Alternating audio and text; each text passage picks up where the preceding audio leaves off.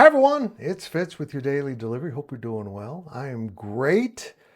K-State won ugly in football on Saturday and ugly in basketball on Monday, but this ugly, at least the basketball variety, was much needed and a beautiful game to watch at the end.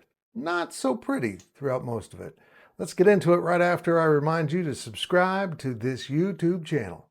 You know you should. I know you should. Please do. Leave comments. Everything helps.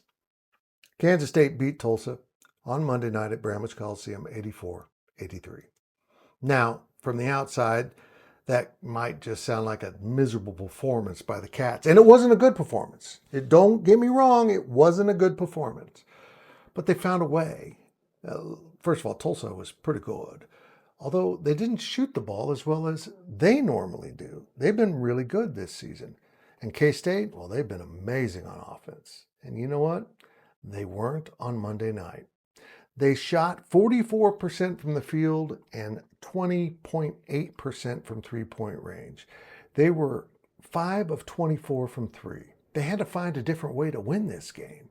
They weren't winning just by outscoring their opponent. And we've all seen it. We all know this is going to be a problem for them.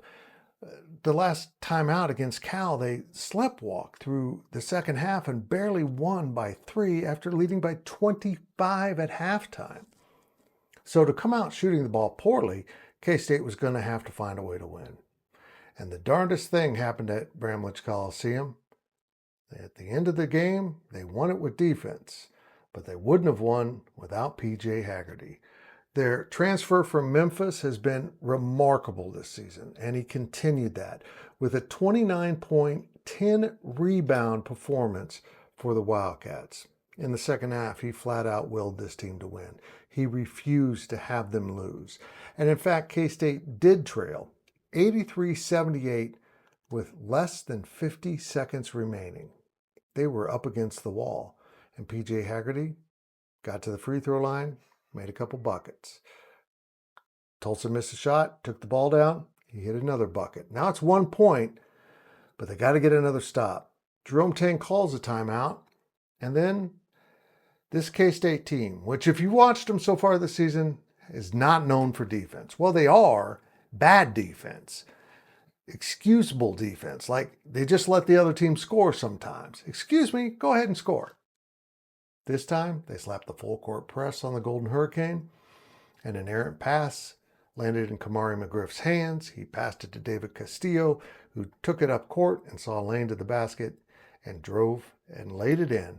At 18 seconds left to give K-State the lead, but then K-State had to hold off 2 different shots by Tulsa, forcing them to take difficult shots to hang on for the win. They won with defense and they won with persistence. They've got a dude, something they haven't had the last couple years. A guy that can take over the game. A guy who can will you to victory. PJ Haggerty is that guy. This is a fun K-State team. And to see them struggle in this manner early in the season and get a message that, fellas, you better start playing consistent, good defense or you're going to have a miserable season was very good news. To do all that and win, sometimes that's a lesson you learn by loss. That's a best case scenario. Jerome Tang was pretty fired up after the game. He should be. His team is 4-0, and they are rolling. I tell you what, this K-State team's fun. I hope you make it to Bramlage Coliseum. I don't know where they're going to finish in the Big 12, but they're going to give a lot of teams headaches because some nights they can absolutely fill it up in a manner that K-State fans just haven't seen in a very long time. And I'm going to say it, or ever in Bramlage Coliseum.